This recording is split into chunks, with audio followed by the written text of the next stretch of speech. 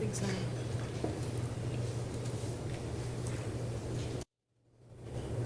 Good evening, everyone. Welcome to the Salem Area Mass Transit District Board of Directors meeting.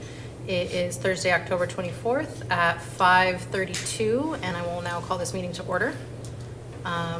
Clerk of the board, will you please note attendance for quorum? And I believe Director Carney is online and Director Duncan is absent? Okay. And I'll now pass it over to General Manager Pollock for our safety moment. Great, thank you.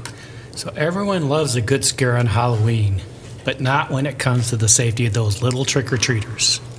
Fortunately, there are lots of easy things parents and kids can do to stay safe on the spookiest of holidays. But first, did you know on average, children are more than twice as likely to be hit by a car and killed on Halloween than any other day of the year? That's unfortunate, but true. So here are some tips for Halloween safety to maybe eliminate that statistic. Carry glow sticks or flashlights. Use reflective tape or stickers on costumes and bags, and wear light colors to help kids see and be seen by drivers. Parents, join kids under age 12 for trick-or-treating. Always slow down and be alert if you're driving. Kids are excited on Halloween and may dart into the street. Turn on your headlights early in the day to spot kids from far away. Remind kids to cross the street at corners or crosswalks. And when selecting a costume, make sure it is the right size to prevent trips and falls. Choose face paint over masks when possible, as masks can limit children's vision. And when it comes to the candy, please let your children know don't eat the candy unless it's been inspected at home. To help prevent kids from snacking while they're out trick-or-treating, give them a light meal or snack before they head out. And tell children not to accept and especially not to eat anything that isn't commercially wrapped. That concludes my Halloween safety moment. Thank you very much, General Manager Pollock. I would say that is definitely terrifying. Apt for Halloween.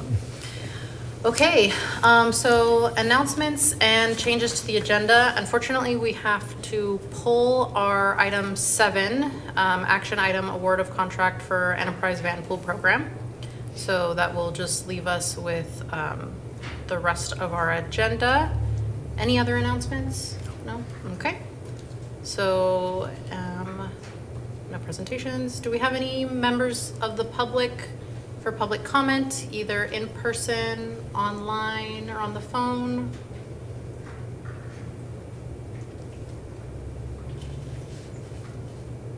No? Okay. Alrighty. So this moves us right into item 5 for our consent calendar. On our consent calendar, is there any items that folks want to call out or any that you want to review ahead of time, General Manager? No? Okay. If not, does anybody have a motion to approve? I move to approve the consent calendar. Do we have a motion? Second it. And a second from Director Laura Midkiff. All those in favor, please say aye. Aye. Aye. Aye. Any opposed, same sign. Seeing none, motion passes unanimously.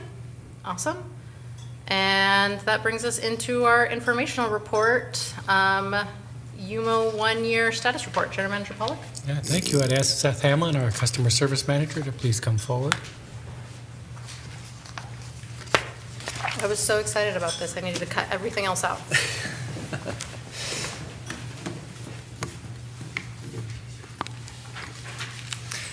Good evening, President Pressy and fellow members of the board.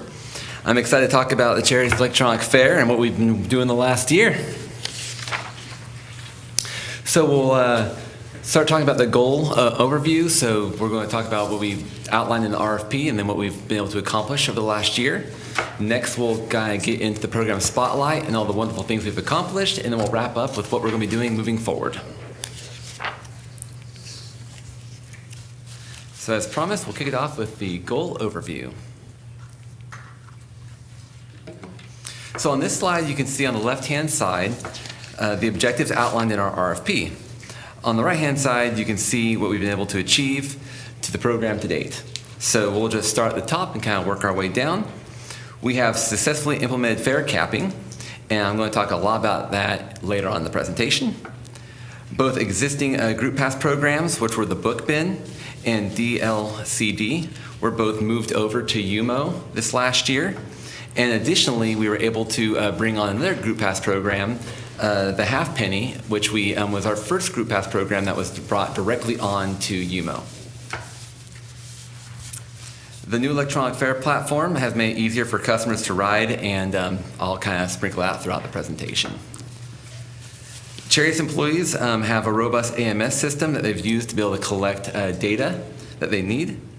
And customers can now manually manage their accounts through either the tap card or mobility app, which will be illustrated on later slides. We've also identified various employees throughout the district who have had access to the AMS system, and I worked diligently to identify different levels of permission needed based on their roles and responsibilities so they can get in there and get the data they need to do the work they need to do.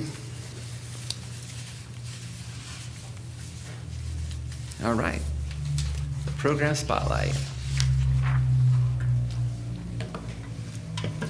So now I'd like to highlight the sales snapshot. This is from August 1st, 2023, which was the implementation month, through to September 30th of 24. All the data that we'll be presenting ends at September 30th, so I didn't get any October data in this presentation. So starting on the far left, you can see the total net sales across all UMO platforms at 730,000. In the middle, you'll see the total number of fares sold. To date, we have sold over 98,000 fares across all of our fare media types. So if you map that out against the first number, kind of the average value to that is about $7.39. And of course, that's factoring our annual passes, monthly passes, and day passes. And then on the far right, you'll see our year-over-year growth. And no, this isn't a full year yet. So what we're actually talking about when we say year-over-year growth is it's August and September of 23 compared to August and September of 24. So with that being said, we have 122% growth over those months. Another point of interest, as we increase our sales, we actually will decrease our UMO fees. So there's different brackets that are outlined in the RFP. So as we continue to grow in UMO, we're paying less for each transaction fee. So we continue to work our way up that bracket. I'm happy to say we've pushed through the first one, and now we're working on getting through the second one.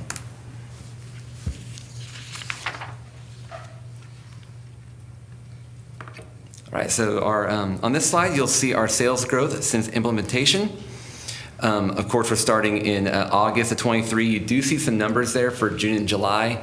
That was us just testing the system in the back end to make sure that numbers are going to process. So for the June and July numbers, just ignore those. We're starting in August. So as you can see, August was our implementation month. We had $44,000, and that was like our early adopters, people who were really, really excited about UMO just came in and were willing to check it out. And then as you saw, we moved through the rest of 23 kind of hovering around that $40,000 range. And as we wrap around into January of 24, you'll see that we move into the $50,000 to $60,000 range, a little bit quieter during those winter months, which is something I'll talk about a little bit later, how we want to address that during those quieter months. But then as we get into the summer and the fall, those numbers are getting higher, with our highest being, or our most recent being 63,700. I did look at our October numbers, and based on previous data, and I'm using the UMO AMS system for this, it looks like we're on par to have another $60,000 month for October, which is really exciting because if you look at this chart, we haven't had back-to-back $60,000 months yet. So I'm like, this is a good trend. We're going the right way, and I'm really excited to see that continue to grow. So I'm watching that with bated breath. All right, so our sales by channels. This is a very interesting slide that shows us sales by channel. This data is displayed, is showing from implementation through to September 30th of 24. The year-over-year data is displayed on the far left, and of course that's just comparing the 2 months, August and September of 23 to August and September of 24. The first thing I'll address is that this really shows a large growth of self-service options, granting our community freedom to purchase fare media when and where they need it. So this is something that was in our RFP and something that we're really looking to achieve in our community. We wanted to have ease of use. They could buy fare media when they needed to and when they needed to. So this is a fantastic illustration. So starting with the mobile data, this shows that 51% of sales happen through the mobile app. And this is a lot higher than a lot of other transit agencies across America, which have an average of about 40%. In fact, we just had a quarterly UMO meeting today, and WISCO was on there, and they were actually illustrating that they're actually trying to grow their mobile user app, or their mobile user group. And it's really cool to see that our community has already gravitated towards that, and I'll talk about why that's really cool later on. The next column is labeled Cherriots, and this shows how many customers are loading their fare media through the customer service window through using our point of sale system. So this is customers coming to our wonderful customer service team and just loading fare onto their tap card or onto their mobile app, but it's happening here at the Downtown Transit Center. The next one, 7%, which is the umopass.com. So what that is customers who have opted to go with the Cherriots tap card and then go to the website to download their fare or media onto their tap card. So that's what that 7% is illustrating. And then another thing to note is that you gotta imagine, like early on when we were getting into the electronic fare, it's kind of a foreign concept to our community. So typically they come in, they would buy a pass and they get something like, in their hand. They get a month pass or a day pass, but something tangible. And so now we're moving into electronic fare, and so we're trying to get them moved over because there's a lot of benefits to it. Well, because of that, a lot of our customers were going for the tap card at first, and we're not going for the mobile app because of the mobile app, you don't have anything tangible. So what was happening was they were all going for the tap card. Well, you're going to see in later slides that a lot of them started moving over to the mobile app when they started realizing how easy it is. And the last one is the auto load feature. So this can be turned on in the mobile app. And what this essentially does is it makes it so you can set like a minimum value that you want to have in stored value on your account. So I can say I don't ever want to go below $5. So I can turn on auto load, I can assign a $5 value to that, and then essentially when I get below $5, it will auto load a certain amount back on. And you can put whatever amount you want. Like let's say you want $20 back on, it will just auto load $20 back on. So we have about 1% of folks who have that feature turned on at this time.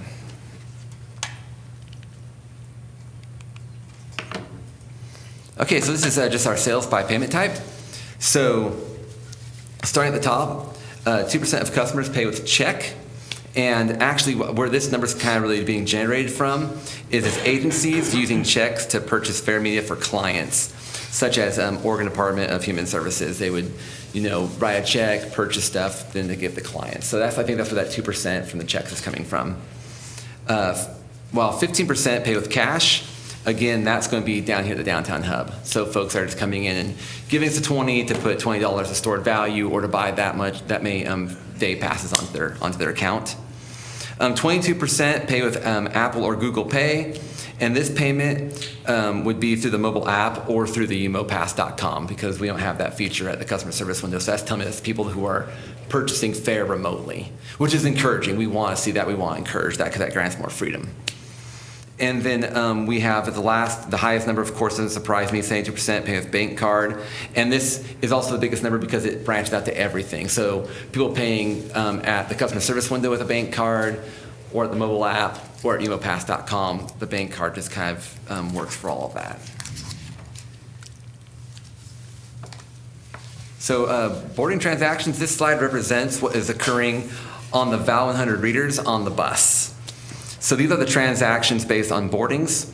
The great thing about this infograph is that we have been consistently trending upwards, which is actually pretty unique. A lot of programs reach their natural peak at around the 6-month mark, where it just kind of starts to go flat. And what we're seeing is it's not jumping super steep, but it is always gradually going up. And so I think that's a wonderful testament to the work that Cherriots has been doing. The staff has been really working to educate the customers and let them know the advantages of electronic fare. As a point of interest, October 24 is looking to be our highest month yet as far as transactions are concerned. And so if you look, our last month's number was 57,709. And I was just peeking into the AMS a few hours before the meeting, and we're over 90,000 boardings right now. So we're talking a major jump. So that can be, that's accounted for the students using UMO on their ID card. So that's why that number has jumped up.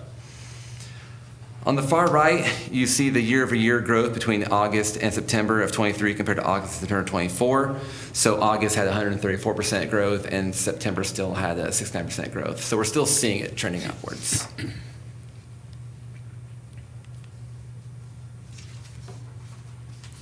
Okay, so boarding by fare media.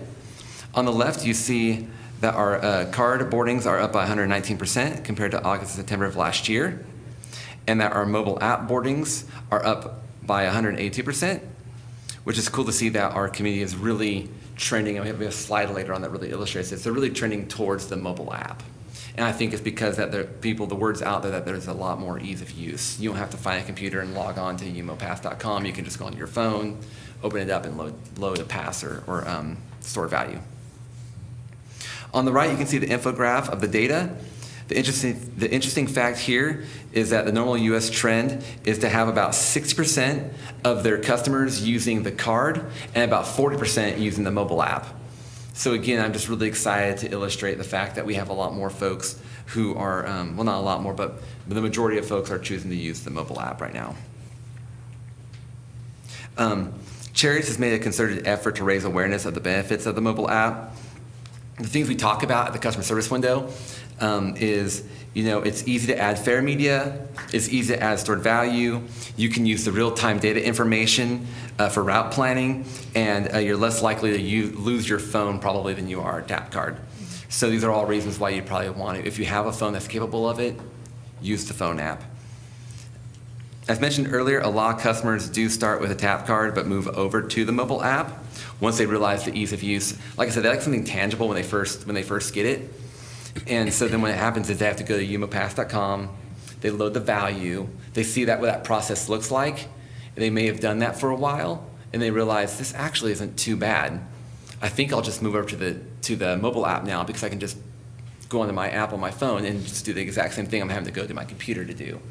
The beauty here is that they can actually do that themselves. So you can't have both the card and the app, but the customers can absolutely just move over to the mobile app on their own. But of course, if they want to call in and ask for assistance, the customer service team's more than willing to help them, and we've done quite a few of those.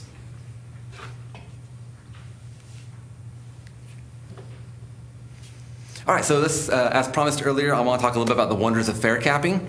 So since August of 23 till September 30th of 24, we've had almost 100,000 fares capped. And we cap the day pass. We cap at the day pass and monthly pass levels. We've had a total of 630,000 UMO transactions, which shows us that 60% of transactions are being fare capped. And this leads me to believe that our customers are still purchasing fare passes as their fare media. So again, if I've been riding Cherriots for a number of years, I've always bought a day pass or a month pass. I mean, stored value wasn't a thing yet. That was a term that no one knew. So when we implement electronic fare, the first thing you're going to do is, okay, I download the app or I got my UMO tap card, but I'm going to put a pass on there because that's what I'm used to buying, is a bus pass, a day pass, or a month pass. So what we're really trying to do is now illustrate the advantages of putting stored value on there, because through that, you can truly take advantage of fare capping.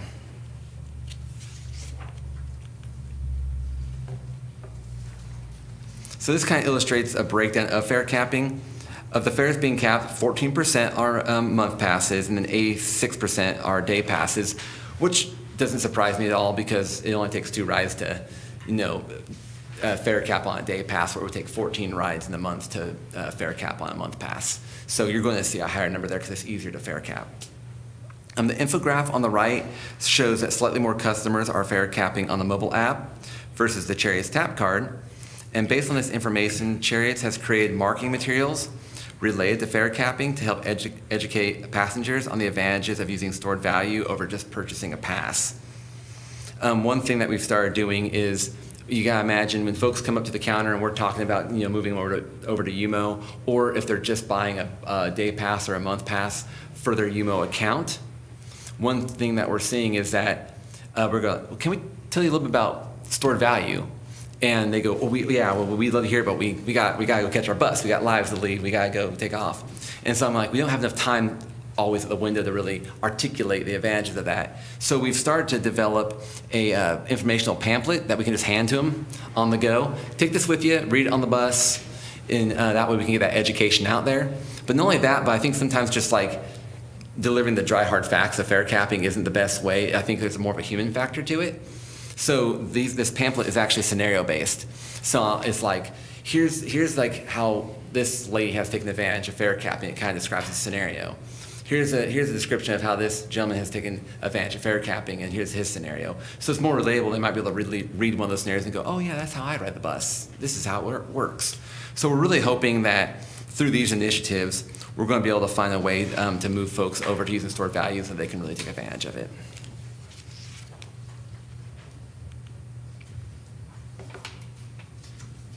All right, so we'll talk about adoption rates. As you can see in the infograph, we have been steadily increasing in our adoption of UMO. We have recently reached a new high of 19% for August and September of 24. Moving forward, we will work to increase partnerships and identifying resellers. I think we need to continue to migrate our current fare media over to electronic fare. For example, early on, we actually moved over our annual bus pass just to being UMO. So it was only accessible through UMO. And this was a huge advantage because what it did for the customer was there's a lot of value in an annual pass. And I would hate for someone to lose an annual pass. There was already ways to recover it, but this just makes it that much easier for us to recover an annual pass if they lose it. We can access the old account, turn it off, get them a new card, or reload that pass onto their mobile app, and then get them right back out and riding again. So this is something that was a huge benefit for the community, and something that we want to do right away. So that's an example of migrating our current media over to electronic fare media. We've also increased our frequency of community outreach events, which I'll talk about here in a little bit. So this slide will show the new accounts created each month. As you can see on the far left, August 23, we had a high adoption rate for both card and mobile app, with more customers choosing the tap card at first. For reasons I explained earlier, they're just used to getting something in their hand. So the green shows the card, of course, the purple shows the mobile, so you see that card was actually more popular that first month. And that actually didn't surprise me too much. And then as we moved into September, October, all of a sudden you see the mobile app taking over. And that was because a lot of our media that we were putting out there, a lot of our marketing and advertising was really pointing people towards the mobile app, because I felt like it just provided more freedoms for selecting your fare media. Then we worked through into the winter months of 23 and moved into 24. And then as you see in May, it starts getting sunshiny out. We start attending more community events. We're starting to get out there in the public, and those numbers increase. And you'll see actually the mobile app and card really pulling apart, where the mobile app's becoming just really much more adopted. And the really cool thing is, if you look in like June, we had like 465 new accounts. A lot of those aren't coming to the customer service window. That's a lot of people hearing about that through our marketing, perhaps on the bus, perhaps on our website, perhaps on social media, and then just picking up their phone and downloading it and doing it themselves. I mean, I would assume that probably the majority of those folks, those 465 folks in July, did not come through the customer service area. They probably did that on their own, which is what we want to see. We want to see people picking that phone up and just downloading the app.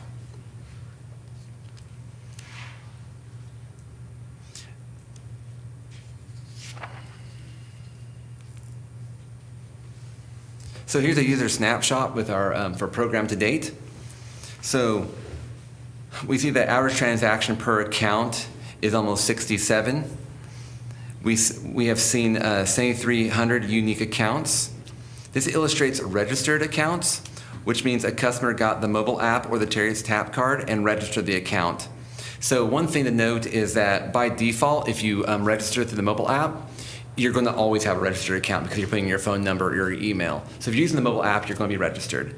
But with the tap card, you have to register yourself, so it's not always registered. So one thing we want to do was we didn't want our community to come get the tap card, put value on it, lose it, and then lose that value. That seemed counterproductive. So what we did was we created this really cool Cherriots tap card like case, and it folds out the folds on the 4 panels, and it has tons of information, QR codes, our website, all this information on how to register your tap card and how to add value to it. It explains stored value. And at the customer service window, if someone were to come up and get a Cherriots tap card, not only would we go over the panels with them, but we would also write their card number on a different part of that card holder, and then go, when you go home, put this card holder somewhere else separate that's safe from your card. We encourage you to register your card, but if you don't get around to it or you lose it, and the card's gone, get the card holder, bring that back to us, because we've written the account number on here. We can look it back up and still recover your account and get onto a new card and get you going. So there was a real concerted effort, especially from the customer service team, to take the time with each customer and get them registered. And we've seen that be very successful over the past year. 64.5% of our customers at board are registered UMO users, which is an incredibly high number according to UMO. And I think it just really illustrates the time the team has taken with each individual customer. Of course, I talked about the advantages of being registered. Moving forward.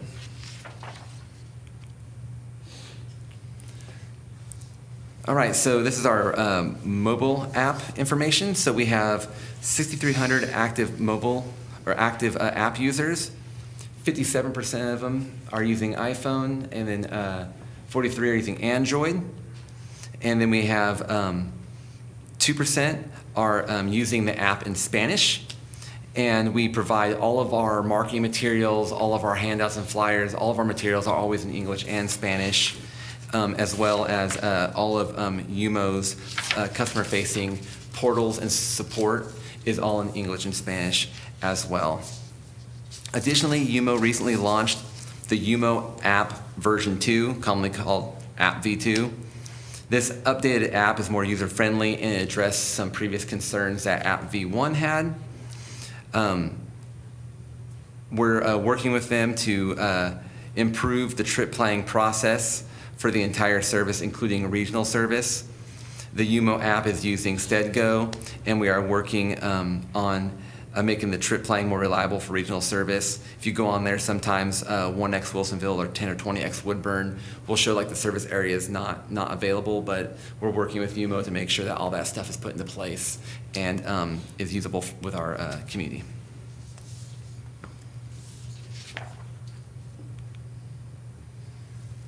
All right, so goals moving forward. As I mentioned earlier in the presentation, we are really focusing on community outreach campaigns.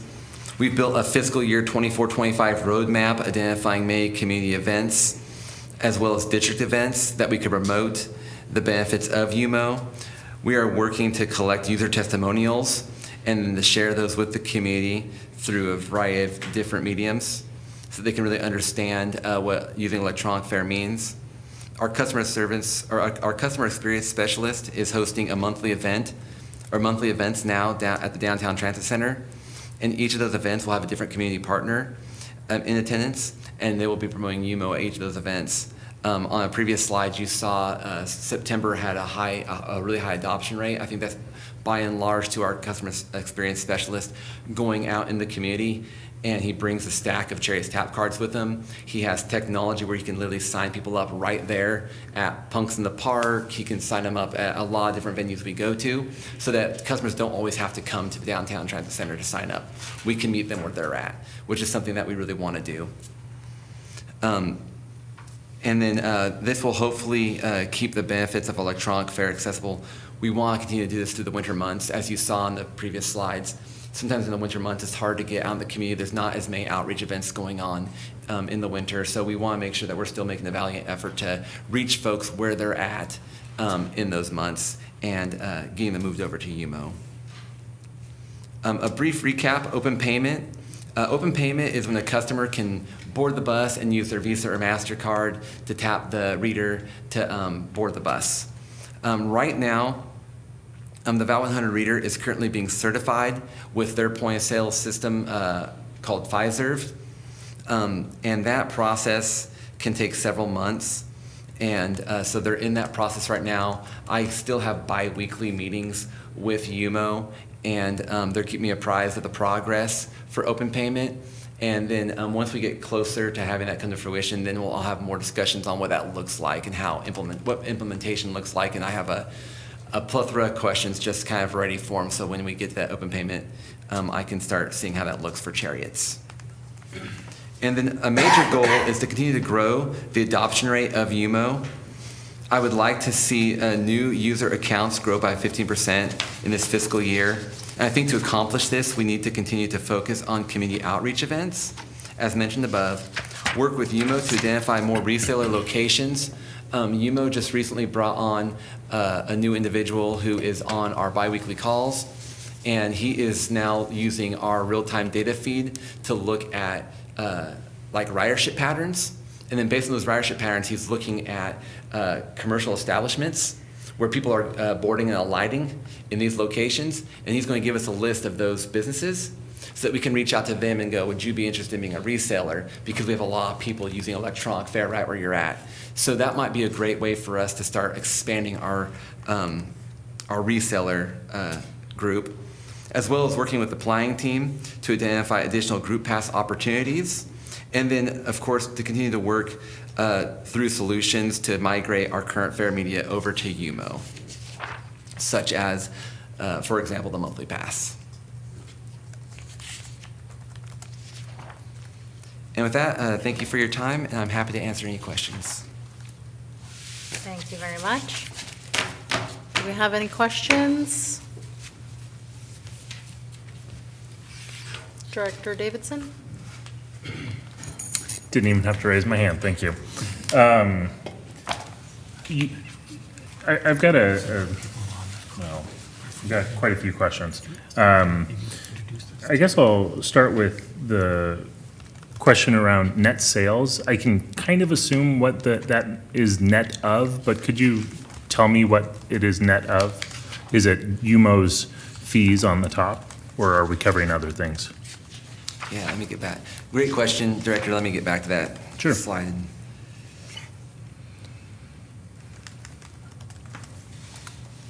Yeah, so that net sales is talking about all of our net sales across all of our UMO platforms. So that's all of our net sales through the mobile app and through our current, like our Square point of sale system downtown as well. And then I don't know if I delved into this as much, but I did have these as notes here. So we have those multiple brackets, and currently our average UMO monthly transaction fee is $4,200, and our average credit card fee is $2,000.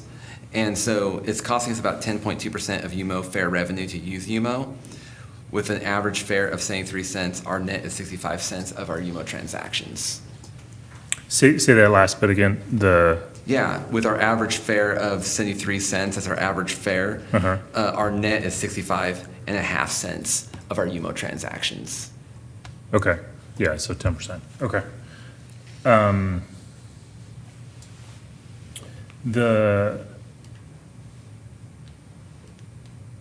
If somebody else wants to jump in, I'll follow up later. Okay. Director Navarro? Thank you, President Hinojos Presi. The question that I had was around the demographics of the users embracing the mobile app. Do we have the data that shows, folks between the ages of such and such are using this app more than anybody?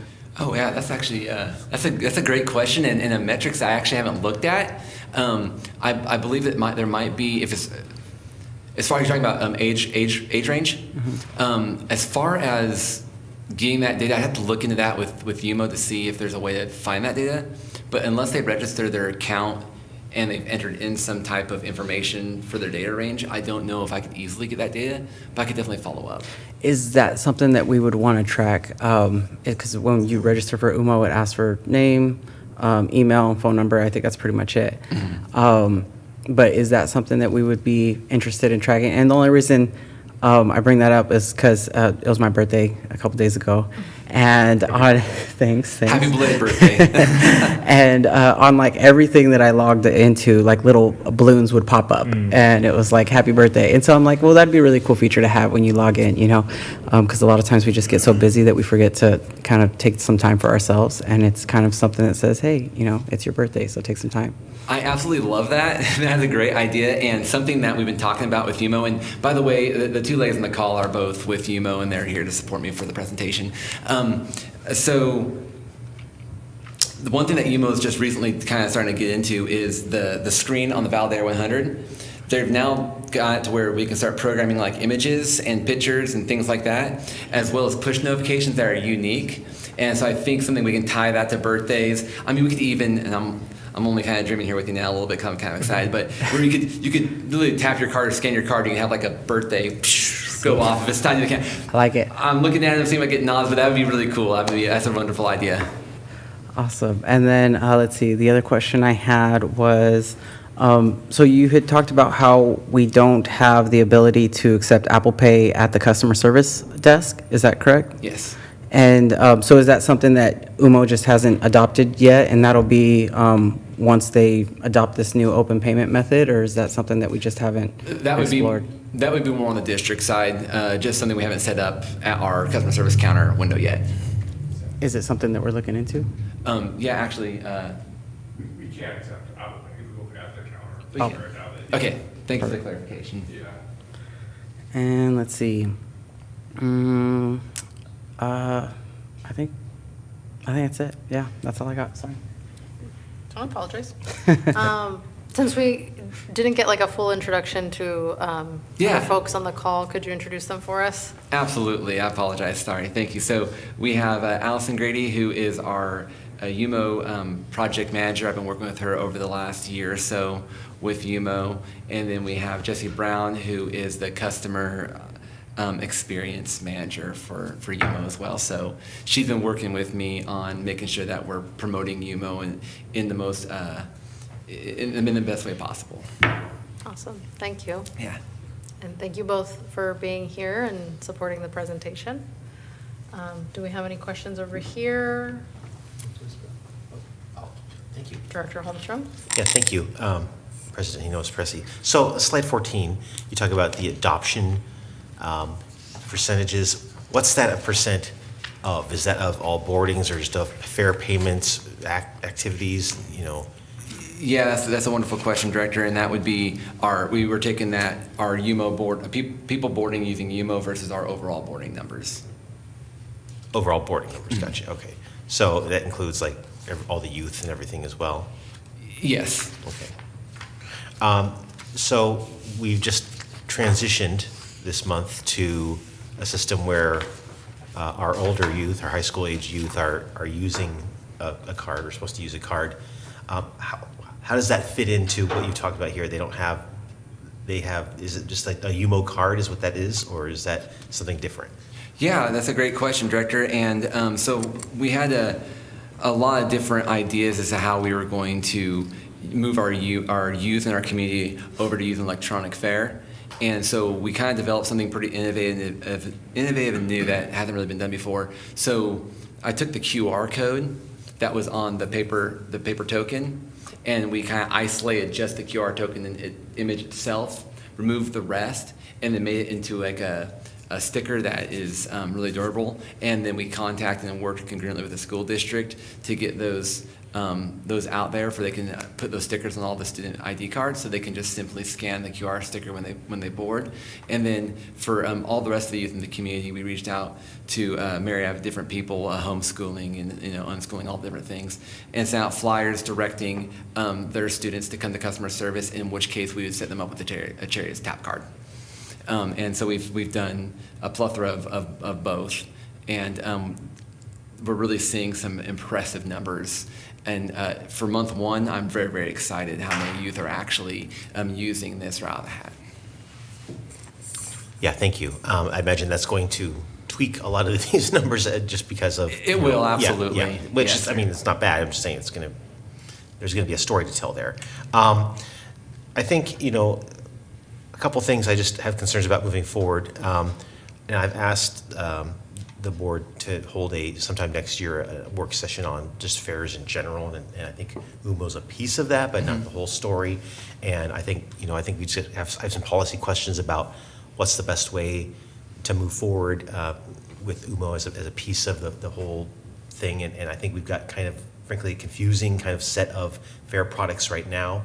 And I was talking with the general manager the other day about all the different things, and then we couldn't even really figure out, like, oh, wait, we got this other thing is different. I mean, for us to try to figure that stuff out, trying to help regular people figure that out is difficult. So I'm looking forward to that conversation. I think the other part of this that I think UMO plays a part in is, I think, the app ecosystem and the number of apps that folks maybe need to juggle or use in order to use our system effectively. And we may be even having another one coming. I'm unclear from our last work session what the deal is with that one, but and being able to integrate those more over time, where people are able to do things kind of more in a cohesive way. Looking forward to those discussions, but that's not really a question for you. I apologize, but that's coming at you at some point. Appreciate it. Thank you. No, I appreciate it. Thank you, Director. Director Laura Midkiff? Thank you, President, and thank you, Manager Hamlin, for your presentation. I'll begin by echoing Director Holmstrom about the app ecosystem limits of that. I'm not an UMO app user. I use the tap card because, one, I don't travel with my phone every time I leave the house very often, and two, I don't like apps, so I don't know how to use them, so I don't like that sort of thing. I had a couple questions around, excuse me, the sales by channel, the division of those. My question for you is twofold.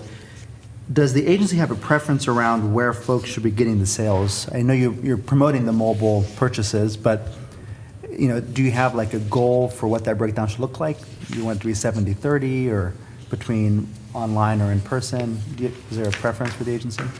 Yeah, that's a great question, Director, and I don't think the district has a preference, like a number that we're trying to get to, but I would say that for our community, it does make a lot of sense as far as ease of use to use the mobile app. I think that's the most beneficial, but I would echo the sentiment that a few directors have said, where I know when I travel, I'm going to other transit agencies, and I'm really excited to use the transit system. There is something about just getting the tap card that is very easy. I'm not to download different apps everywhere I go. So I think it is still a preference to the rider, and I think there is benefit to having the Cherriots tap card as well. Thank you. And my other question is around the mobile metrics. In terms of language of the app, there's this 98-2 divide between English and Spanish. I know that most Spanish speakers, even most Spanish dominant speakers, don't necessarily have their phone in Spanish, so I recognize that's probably not totally representative of who we're reaching, but it is pretty lopsided. Yeah.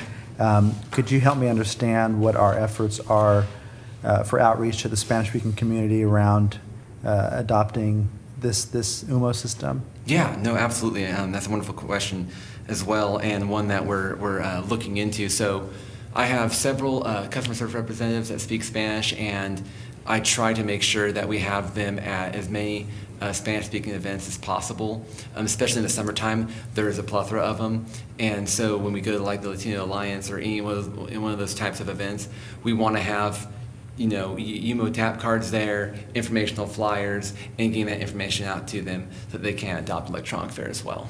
I appreciate that. I think when I think of a community that is sizable, who may be slow to adopt this technology, I mean, the Spanish community kind of comes to mind. A lot of the folks that I see writing don't use the app. They use the fare. So I would encourage more of that if possible. So Absolutely. Thank you, Director. Any other questions? Yes, Director Davidson? Thank you, President. Could you talk about the length of the contract that we've entered in with UMO and some of the particulars of that? I'd like to, and if you don't have the answers today, that's perfectly fine, Manager Hamlin. But I'm trying to understand what is UMO proprietary and what isn't. For example, the validators on our vehicles. Do we own those? Does UMO own those? Does it only work with UMO or Cubic if we were to change fare payment platforms in 2 to 5 years? You know, is that a sunk cost that cannot transition over? Obviously, there's some pieces of this that, like, we would get a completely new software backend, for example. But what other things are transferable or not transferable? Yeah, I think you asked a really great question, Director, as far as if the readers are proprietary or not and the length of the contract. Those would be things that I can definitely provide to General Manager Pollock to share with the board. Thank you. Just to my colleagues, I'm, I guess, disappointed in the UMO experience as a writer myself. In fact, I was just looking at the UMO app and I got 2 writer alerts for service changes that are happening in Eugene, that Lane Transit District is now changing some of their routes around, and that's not information that's relevant to me in Salem. There's many other things like that. I'm very excited by many of the things that a fare payment platform like UMO can provide. Fare capping is amazing. One question I'd love to get your answer on in the future is, of those 99,000 fares that were capped, do we have a dollar amount? I'd love to be able to know what is the savings that we're providing to the community with that innovation. I think many of those things work very well. There are portions that don't work well. I myself don't use UMO for trip planning, and so I'm toggling between an ecosystem of apps to be able to get around. So anyways, that's just some observations I wanted to share with my colleagues on the board. Thank you, Manager Hamlin. Thank you, Director. Director Navarro? Yeah, thank you, President Hinojosa Presi. So I've had kind of a similar experience where it's been kind of difficult navigating the UMO app. You know, one thing was that when we first started rolling it out, and I understand that, you know, we got a little bit earlier experience to be able to utilize UMO than most folks, was that it would take a long time to load. And so I'm sitting there holding up the bus, just waiting for my phone to load up. And then, let's see, what else? I don't know if it still does this as much because I haven't been writing as much, but it used to reset every time that I would stop using it and then go to use it again. And so it would reset like my home address, it would reset my work address. So it really got frustrating utilizing those systems and then having to constantly update them again. When I was just using it. And so I don't know if that's still an issue. I can let you know. I'll start using it again. And but yeah, that was some frustrations that I had with utilizing the app. Yeah, no, I appreciate you sharing your frustrations, Director, and these aren't things I haven't heard. You know, I think a lot of the issues that you're speaking to were App V1 issues. I know when App V2 rolled out, it addressed a lot of those issues. I'm not saying that App V2 is free of issues right now, but at our bi-weeklies, we continue to hear different issues that are being resolved by UMO. I'm hoping that we'll have a more functioning app, that you don't have to have a myriad of different apps to navigate, like it sounds like Director Davidson's having to do currently. And so hopefully we'll reach a point where we can just use that one app to get where we're going. Perfect, thank you. Thank you. I just want to take a note. Director Carney, do you have any questions or anything? I don't, thank you. Okay, just wanted to But make sure. thank you to Manager Hamlin for the excellent presentation and to all of you for the thoughtful questions. Yeah, awesome, Thank you, thank you. Director. I just wanted to make sure that we didn't miss you. Yeah, no, I thank you very much for this presentations. You know, technology is not infallible and not perfect. I know that I recently have been using kind of that metaphor, especially of different generations, the way that we're used to having to navigate and reset and troubleshoot our computers or applications and whatnot. So yeah, I do hope that we can get all this feedback back to the team so we can make a more enjoyable experience and then eventually move forward to some other applications, because like, I was also thinking like during the presentation that, usually when people are like using their mobile device for transit cards or payments or anything, like the antenna is on the top of your phone, so you just kind of like angle your phone at things, and with the UMO, you kind of have to like face your whole screen. And if maybe that's something that we could move to in the future, or having like the UMO be something that's like on the Apple Wallet or Google Wallet. So I mean, lots of possibilities still out there. So thank you. Thank you all. I appreciate your time. Thank you, directors. Thank you. Okay, that moves us on to our general manager's report. Great, thank you. I do have a few items to report on.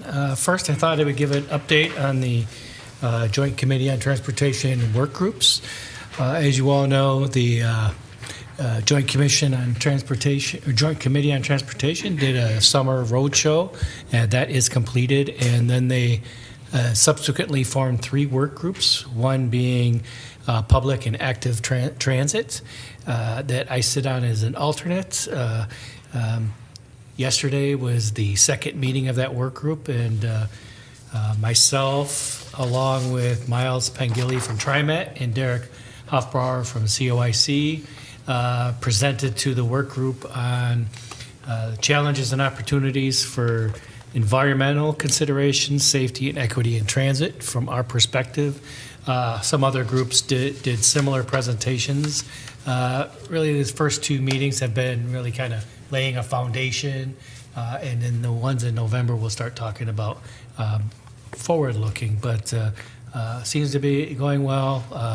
A lot of emphasis on transit, so more to come on that. I think we have a 3-week break before the next session.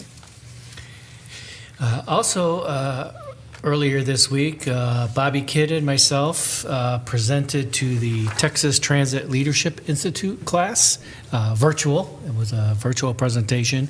So you all know TransPro, who was our strategic planning partner. They work with the TTLI to present leadership development training, and so we were guest presenters with the title of Leading Through Strategic Planning Process. There was representatives from 8 different transit agencies in Texas as part of it, and so we just shared the Cherriots experience with them.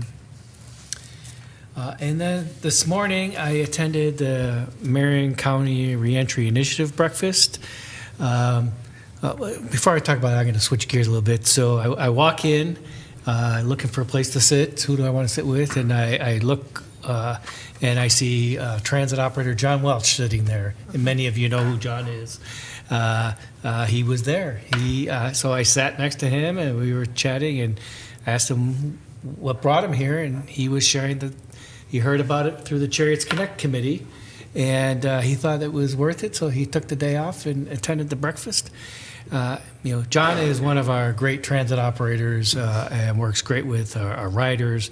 And he's pretty active in lots of different nonprofits. He testifies back in Washington, D.C. on behalf of one. And so it was great to see him there. He represents Cherriots well in these types of events. And so that was really nice to see. But anyways, as part of the Marion County Reentry Initiatives about helping people transition once they get out of jail back into the community, and they had two people talk about their experiences. One of them was sharing her story, and part of that included the importance of the bus passes that were provided to her to get her to her job, which was nice. And then one of the program managers was talking about the accomplishments of the year and shared how the bus passes they receive from us and is going to use to help people with their reentry. So some good shout outs about Cherriots at that event this morning.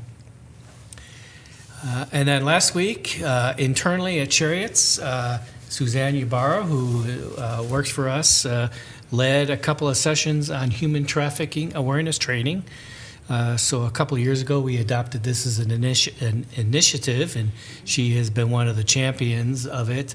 And it's more of a refresher training and introduction to new employees who haven't been through the training before, and how transit can be the eyes and ears out there for potential human trafficking. And so the training talked about what to do as a member of a transit agency, and being part of a bigger purpose. Just so happened a couple weeks ago, I attended the APTA annual meeting, and the guest speaker, keynote speaker, was actress Mira Sorvino, who is active in international human trafficking activities, and was talking about it. So, when I talked to the group as part of the presentation, I shared that how they're a part of a bigger story. But one of the things I learned, and these are her words, everyone, when they think of human trafficking, they think of the movies Taken 1, 2, and 3, but she said, more often than not, it's as a result of a family member or close family friend who gets involved in that. So you never know where it may come from, but the important part for us, if we see something, say something so we can follow up. And since I talked about the annual meeting, that was a couple of weeks ago, and at that meeting, I concluded my leadership role on the board, executive committee, and chair of small ops, which was great to do, and I was excited about maybe having a little free time, but the state legislative session has eaten it up already. So, but it's all good stuff. And then next week, to wrap this up, several of us will be attending the Oregon Public Transportation Transit Conference in Seaside, where several employees and even a board member will be presenting to the attendees, and we'll also be having a board meeting there. And so a good chance to get together with our transit partners throughout the state. And that concludes my report. Thank you very much. That moves us into our Board of Directors report. Director Carney, since you're not here, I'm going to go ahead and ask if you want to go first. Sure, I can do that. Sorry, I'm trying to get over a cold. This is week 2, so a little garbled by cold medicine and everything else going on in my head. Not a lot to report. The SCATS Policy Committee met earlier this week, and unfortunately, I was at a management retreat and couldn't attend. Director Duncan was able to attend the first half for me, and I think President Hinojos Pressey was there for the duration. So I don't have a lot to report on that, and unfortunately, that concludes my report this month. Well, thank you. And I'm going to start over here with Director Davidson. Thanks, President. The main thing to report out this month is that we as a Service Enhancement Committee met twice this month. We will be presenting some information to you all at the November work session. So there will hopefully provide what you all will decide is useful information to inform some decisions about service enhancement moving forward into the coming years. So look forward to having that conversation with you all in November. Thank you. Director Navarro? Thank you, President Hinojos Pressey. I have been kind of busy this month. I attended the Safe Routes to School event in Kaiser. They had a cool little walk, roll, and stroll to Cummings Elementary. So I got to attend that with a bunch of kids in the community, which is pretty cool. And then on the 12th, I attended the Out of the Darkness event, which was really cool because it was held over at the Riverfront Park here in Salem. A lot of folks ended up taking the bus to get to that event. This was a suicide awareness event. It was one of the most well-attended events in their history. And it was just a really powerful moment to speak to folks, let them know that that there's support for them out in the community. I'm starting to tear up a little bit because I got to speak at the event and speak on kind of my own experience with that. And it was just really moving. And supportive to see that there are a bunch of folks that are going through those same issues in our community, and they're not alone. So I hope that if that's something that you're struggling with, that you reach out for help, because there's folks that care about you. And then on the 15th, I got to attend the Community Advisory Committee on behalf of Director Holmstrom. We got to see some of the highlights from that committee are that member Byers gave a safety brief on white cane safety because it was National White Cane Safety Day. We also got to review, or they held elections for officers where Judith Richards was nominated for chair, and Meyer Byers was nominated for vice chair. And then David Levy was nominated by Judith Richards, who respectfully declined the nomination for vice chair. But congratulations on everybody that got your positions. It's really, it's not easy to be somebody who gives so much time back to the community, and so we really appreciate all your energy that you give towards that. Let's see. And then there was also a brief on the ITS project and the battery electric buses rollout.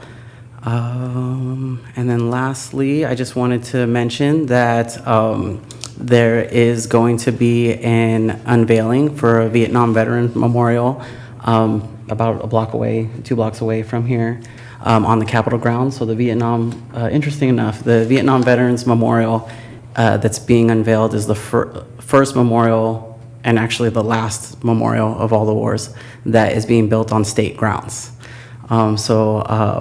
They built all the rest of them before the Vietnam Veterans Memorial. And that's one of the things that we hear a lot from Vietnam veterans, is that they weren't really respected when they got back from their time in service. And so it was really exciting to be a part of that project in my job, and then also just to see that going up in this community. And that will be on the 22nd on the Capitol grounds at, just a second, 2 p.m. So if you guys can make it, or if anybody's interested, I'd really appreciate seeing you there. And that concludes my report. Thank you very much. Director Holmstrom? Thank you. Again, thank you to Director Navarro for being able to stand in my stead for the Community Advisory Committee. I wasn't able to make that. Was able to make it to the South Salem Town Hall, which is an event, a second year that was an event that Councilors Nordyke and Gwynn put together, and just to talk a little bit about what's going on with the city and happening in events in South Salem, and get a whole bunch of people from different neighborhoods down there. And I did attend that this year, had my name tag on, and let Councilor Nordyke I was going to be there. Nothing came up really for Cherriots for that one, but I did get a nice. I'm disappointed that Chief Feeney wasn't here tonight, because I did get a compliment from a gentleman about our communications efforts, and he thought that we did a good job with that. So appreciated hearing that. Last week in my professional capacity, not with Cherriots, I attended the Oregon chapter of the American Planning Association. We have a conference every year, and this year we had it in Portland. Attended a number of different sessions, one of which I attended was about the Monmouth Independence Trolley. And it was, real good hearing the success stories from the point of view of some of the folks who worked on that, including folks from the City of Independence. And they did give Cherriots a shout out for, operations and maintenance of that service, and really had good things to say about the partnership with the agency or the district. So happy to hear that. And like Alan said, next week, again, in my professional capacity, not in my board capacity, I'll be I'll swoop it on into Seaside for a little bit to make a presentation at the Oregon Public Transportation Conference in Seaside. That's all I have. Thank you. Thank you. Director Laura Midkiff? Thank you. I've been on vacation since early this month, and I've been unplugged and not doing anything. I got back early this morning from the East Coast, so I did not go to the WSBA meeting, but my understanding was that the Polk County Treasurer candidates were in attendance. So this is as good as a reminder as any to vote. Oregon may not be a player in the federal arena, in the theater that our politics have become, but there's a lot of other things on the ballot. So I know folks watch this, and if you haven't, please vote. There are a lot of important things that our community faces that are determined by this almost sacred obligation that we have. So vote before the 5th. Thank you very much, Director Laura Midkiff. I also don't have anything to report. It feels like the month went by in a blur. I know that a lot of things went on, especially as, we get to hear from Director Navarro, I think was the most productive of us all this month. So thank you for picking that up. Never mind. It is now 6:37 p.m. and we are adjourned. Thank you, everyone. Have a good night.